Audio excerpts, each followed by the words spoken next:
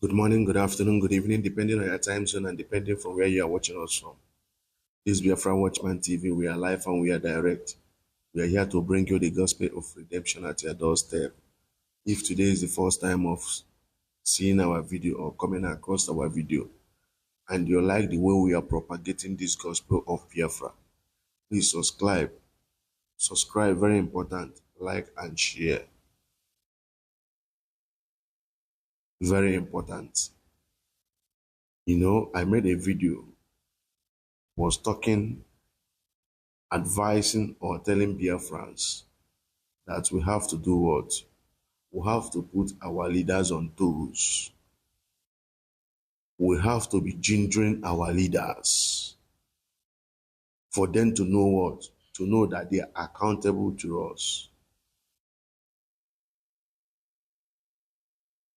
For them to know that whatever actions they are taking, they have to seek the consent of we the followers. We are no longer in the era of the person or the people leading us will take some certain decision without our consent. It doesn't necessarily mean that they will start, asking us questions one after the other. At least there are ways to do opinion sampling. It's via media. They can do opinion sampling via media. Look at what we intend to do. Biafrans, what are your opinions in this very issue? I don't say they are not doing it right before people will misinterpret what I'm saying. That doesn't mean that the people who are leading us are not doing it right. They are doing excellently well because it's not easy. Well understood, it's not easy. But at this point in time, we want to know how we are propelling this Biafra agitation.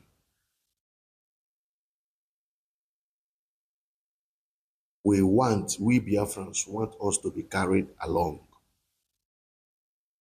Like I suggested in the video I made, it's high time we have people committee. Their main duty is just there to do to gather people's opinion. If you know any idea, any contribution you will bring in to make sure that what we are fighting for is achieved. We want Biafran government in exile to have a hotline like WhatsApp group or Telegram that people will be there to be taking questions, concerns about this Biafra agitation. And we want people who will be in this committee to be people who have passion for Biafra. Passion for Biafra. Very important. Because if you look down in Nigeria, we are trying to do what? To liberate ourselves from. You will see that the people who are in the corridors of power or the political class or the leaders, they have this nonchalant attitude that they don't even reason about the citizen. They don't think about them. When last have you seen the opposition party in Nigeria arguing in the National Assembly, arguing with some decisions and policies this executive government of damnation called Nigeria are taking? When they were conducting this election, 2023, they were chanting obedient, be obedient, Labour Party, this, that. I told one of my guys, say, oh boy, Okochukwu, the same people. I say these guys cannot make any change. They've seen the opportunity for them to, to eat from the national cake, as they referred Nigeria. Now tell me, the people who are minority, Labour Party and PDP, how many times have you seen them argue in the National Assembly on issue that concerns the poor citizens or the masses? All we see is if you support these people, let the hey, I have it. Let the nail. You will not even hear a voice that will say nail. That's to tell you they are just the same people. The same people, no difference, the same people. But in other country, in other African country like Ghana, you will see how the minority in the parliament arguing objectively on the policies, budgets, etc., that the ruling party brought to the National Assembly, brought to their parliament, or intends to execute. You will see how the minority parties in the Ghanaian parliament are arguing over the budget the party, the majority party brought, or the president of Ghana brought to the National Assembly. This is what you cannot see in that damnation called Nigeria. Whatever, even how many times now, there was one video I watched, they have passed vote of confidence on Akpabio, rubber stamped Senate president. And this vote of confidence, they said 109 or 108 senators endorsed Akpabio. Despite the rubbish the guy is doing there, there is nothing the president of that damnation will bring to National Assembly that will be under subject for discussion or subject for debate. No, you cannot see these people come to that parliament, that National Assembly, to debate extensively about the policies of this APC government. You cannot see it. You cannot see it. It's only when, what's his name? Dino Melaye was there that you will see him debate on some certain policies and programs of the executive arm of government. You will see him argue and debate. Then the National Assembly is somehow interesting.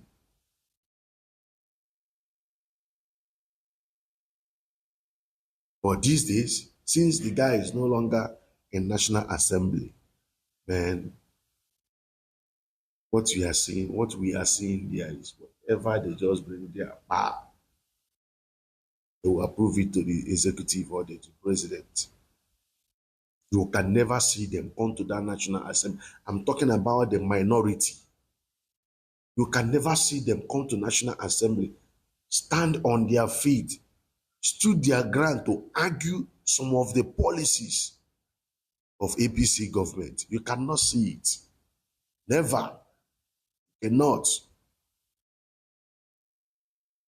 And this is the things I want Biafrans, as nebe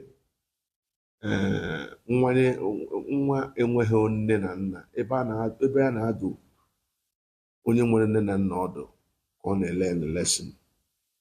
Let me speak it in English.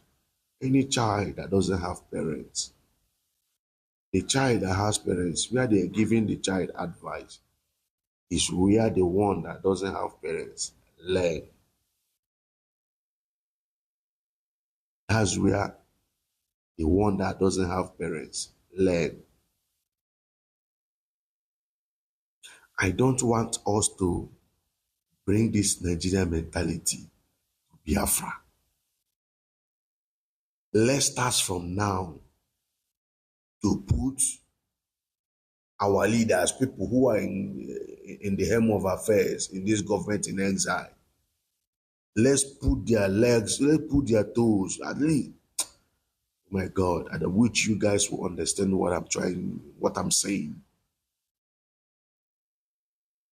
We want them to think out of the box.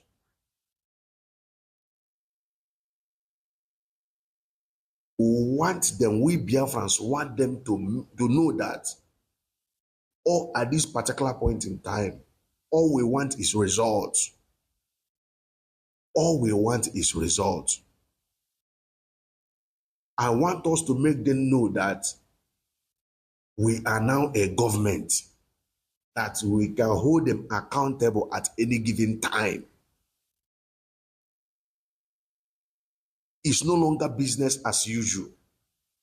Since we are running government now, we want our ministers, the cabinet members, to be up and doing. They are trying. They are trying. I will not deny that fact. They are trying. At least it's not easy that every Saturday they will come for fundraising. We used to see Ogenkere acting PM, going to Washington. They are trying, but we want them to increase the tempo.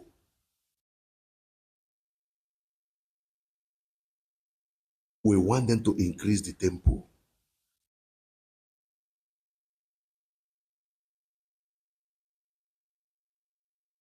Yes, they are trying. I give it to them.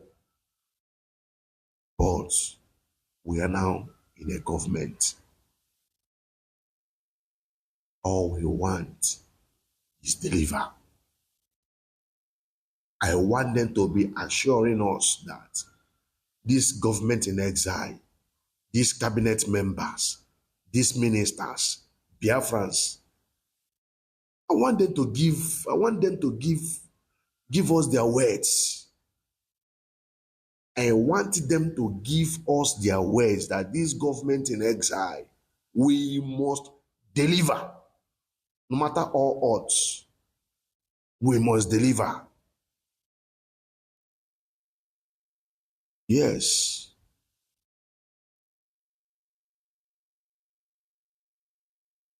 I'm not antagonizing them. I am not attacking them. But I am saying it the way it is. The reason why I want Biafrans to develop this mentality is because definitely Biafra must come. So that we will not, once we just elect people into offices, we will not go and rest.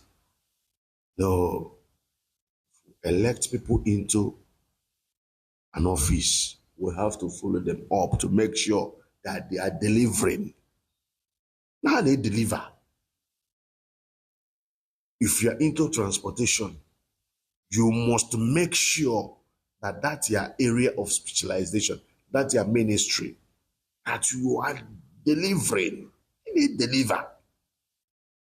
You are carrying out your duty as it ought to be. If you are in finance, no room for nonchalant. No room for excuses. No, we don't need that excuse. I could remember when I was in Nigeria, I worked with Lipton Department, Unilever, marketing department. Something happened. You know, as an Igbo guy, a sharp guy, it happens that Lagos Island or Balande, the Yoruba guy that is covering that Lagos Island, the sales is dropping there. They need somebody that will revive Obalande. Then I was covering a Kotu. Our manager called me, put me on call. Called me, say, where are you? I say, I'm in the market. He said, I want you to move to Obalande with immediate effect. immediate effect. I try to give him reasons that, you know, Ekotu is where I was, assigned, that before I will go to Obalande, I have to go back to the office and sign again that I'm signing out from Ekotu, that I'm moving to Obalande. As I was trying to give our manager these reasons, the man shouted at me, say, "Are you stupid?" I say, "Move to Obalande with immediate effect. And when you get there, I need the results." I have to leave Ikotu that moment to Obalande.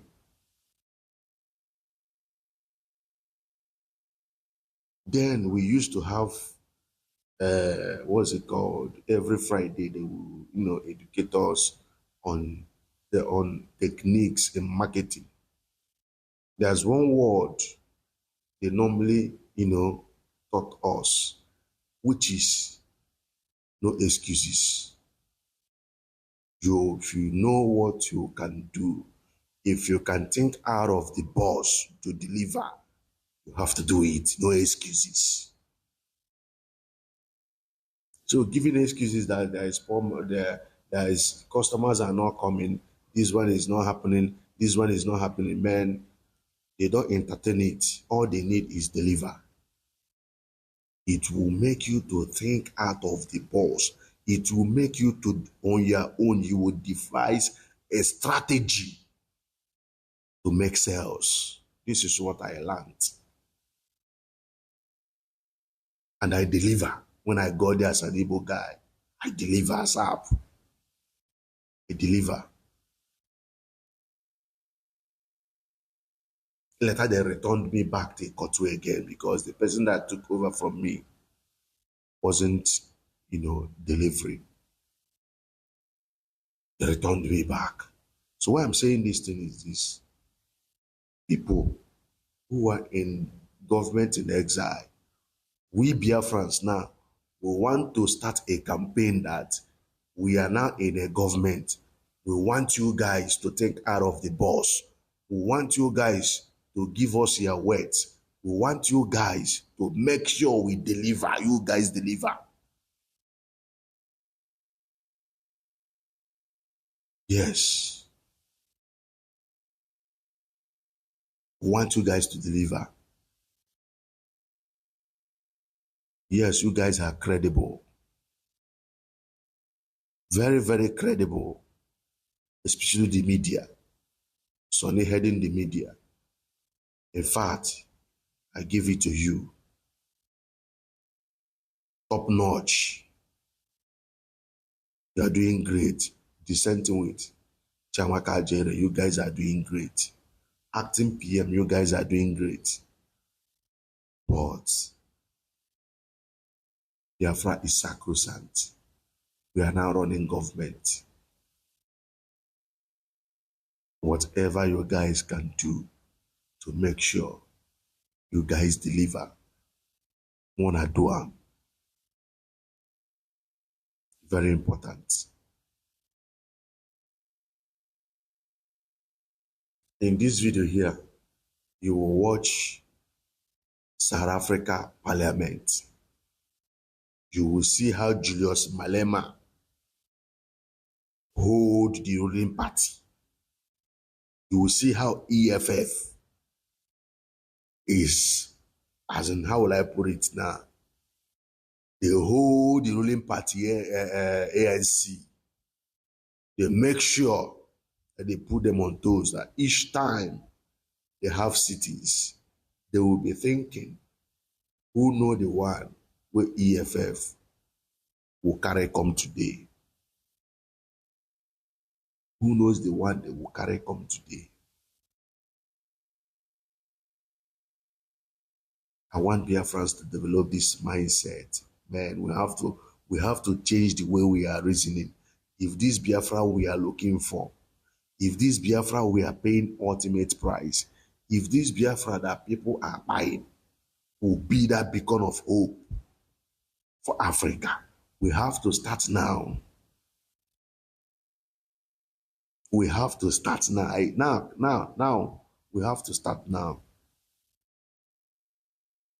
If you are given any position, then you are expected to deliver from Biafrans.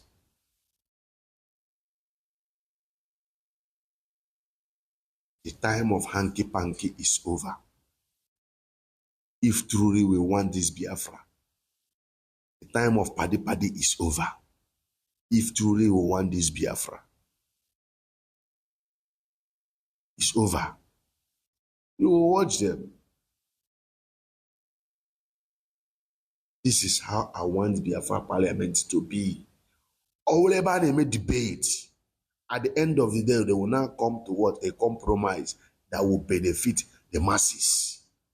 Whatever you have put like this every OES or OES, Parliament of OES member, or now we are fighting for our freedom, we all be OES member. No. No. We have to be asking questions. We are necessary. And we Biafrans are expecting answers to our questions. Yes. We expect answers to our question. But while asking question, make sure you ask a reasonable question. Very reasonable and constructive question. Very important. So Biafrans, I don't know if I'm speaking them you guys' mind, but to me, I feel like to voice out, because I discovered this is where we are lacking behind. We have to take this issue of Biafra serious. It's no longer a part-time something. We are fighting for a nation that will be the beacon of hope to Africa. You watch the video I posted, the people that were sold during the slave trade. You see how the lady was crying. So this is from this point is where her ancestors left the shores of Africa, was sold, moved to unknown destination. We want to build Biafra so that these blacks who feel like coming back to their ancestral land will relocate back to Biafra. This is the nation we are fighting to restore. We are not just fighting to restore just a country. No, we are fighting to restore state of blacks. Let me use that word, because Biafra as Israel is the state of Jews. We want to restore Biafra that will be the state of blacks all over the world. Anywhere you are in the world, you feel like going back to your ancestral home, you fly back or you fly down to Biafra. This is the nation. This is the country we are fighting to restore. That is why principalities and powers are fighting to make sure that this Biafra is not actualized. But we no go green. We must restore the dignity of man, and restoring the dignity of man starts from restoring Biafra. I greet you all, genuine Biafrans. Peace and love. Just watch. See how Ghanaian Parliament, the minority party, how they are arguing the budget that the ruling party brought to the National Assembly, reconcile it with what is happening in Nigeria. Have you seen any party, be it PDP or be it, what's it called, Labour Party or other parties, argue until something happened in the budget the ruling APC party brought to the National Assembly for approval? Also, you will watch the South African Parliament. As EFF, we are calling the ruling party ANC and the president to return the people's money, the money, that he should return the South African people's money. Have you seen such in Nigerian National Assembly? Let's change our mindset. Everything starts from our mindset. Let's change it. Biafra. We are looking for Biafra for your own good and for the good of your generation. I greet you all. Peace and love. You value. This budget that you have brought is the budget in which you have told us, first of all, that you value Ghanaian women so much that you are going to set up a bank for them, the Women's Development Bank. You have put $51 million allocation, 51 million cedis, 51 million cedis allocation in this budget for the Women's Development Bank. And then you have put 70 million cedis for research at Jubilee House. You see your priorities? The budget is beginning to betray your priorities. You give all of the women in Ghana who are looking for this bank 51 million, and then you give research at the office of the president 70 million Ghana cedis. You are beginning to see your priorities. Honorable Deputy Minister, you told us that something has happened that's never happened. The president has gone to negotiate minimum wage. How much? 10%. By the way, the previous administration did way better, 25% plus. But while you are increasing minimum wage by 10%, you have increased the compensation budget at the Office of Government Machinery by over 720%. Over 720%. This is what the leader of the minority said, that very soon we'll see the true colors of the umbrella. You see, your priorities are beginning to show. You need not less than about 1 billion Ghana cedis to close the infrastructure gap within senior high schools. You say you don't have fiscal space, you don't have money for it, but you have found 4.1 billion cedis to buy gold. Gold that was being bought from liquidity that was being brought into the jurisdiction by foreign companies that wanted to buy the gold. Now you want to take taxpayers' money, 4 billion Ghana cedis, to go and buy gold. Are you seeing your priorities now? You have made available 100 million Ghana cedis for capital expenditure at the Office of Government Machinery. What are you buying there? More cars or what? 100 million Ghana cedis for capital expenditure. And yet, you say to the young people of this country that there is no space. Paragraph 478. That's why I'm worrying whether you've read it. Paragraph 478. You say there's no fiscal space to recruit young people into the public service. But you find 100 million Ghana cedis for capital expenditure, to buy cars and other things. Are you seeing where your priorities are? If I take you into a further analysis of your own numbers, Honorable Deputy Minister, your own numbers, like my brother John Jinapo used to say, Mr. Speaker, we have run the regression analysis and the correlation analysis on this side, and we know all the figures. I'm happy he's here in the chamber. Mr. Speaker, we have also run the analysis. If you look at compensation allocations, Honorable Deputy Minister, do I have your attention? You will find that for the Office of Government Machinery, you have allocated 2.7 billion for compensation. By the way, when it was 327, you used to complain and do press conferences. Now it's 2.7 billion. But what is even more worrying, the economic sector ministries, 7 of them, the ones that are responsible for generating growth, expansion of the economy and jobs for people, you have given them a paltry 2.2 billion Ghana cedis. You value Office of Government Machinery compensation more than 7 economic ministries. You were telling us a few minutes ago that infrastructure is the most important thing.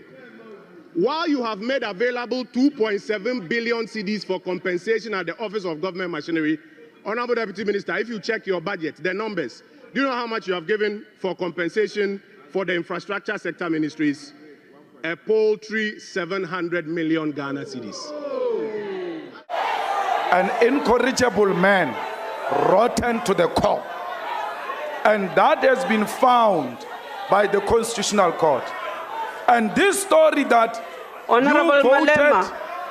the story Honorable that you Malema. voted majority to keep him, it doesn't make him Honorable a legitimate Malema, that is president. not a point of order. But listen to me. Listen to That me. is not a point of order. But listen to me, chairperson of the NCOP. Yes, but that is not a point of order. You what put was- on a point of order. What was Jackson's point? What was Jackson's point? What was Jackson's point? Can I rule? No, but let me speak. What was Jackson's point? We're all equal here.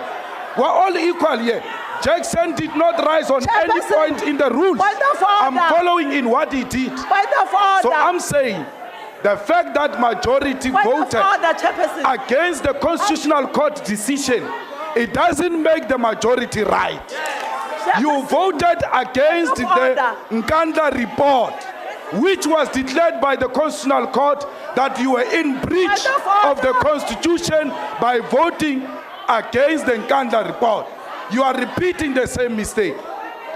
Mr. Zuma has collapsed his own right to address us here. Can you allow Mr. us to rule President, on the matter? 441 soldiers will order, never Chair. protect you. Point of order. Your Point of problem order, is not Chair. outside. Point of order. Your problem is here. Point of order. There is no Point of soldier order. here. Point Here of we're order. elected. Honorable Malema. You want soldiers to defend Honorable you. Malema. Let soldiers form a political party and come Honorable in here. Malema, please. Inside here. I'm going to do exactly that. All I'm saying is that you are so prepared to chase people who violate the rules and keep a man who violate the Constitution. Honorable You are Malema, prepared to chase out Honorable people Malema, who are protecting the Constitution please in the name of the rules. leave the If there is chamber. anyone who must leave, Honorable it's this Malema, one. leave the chamber. I'm not going anywhere. I'm elected here. We will assist you to go.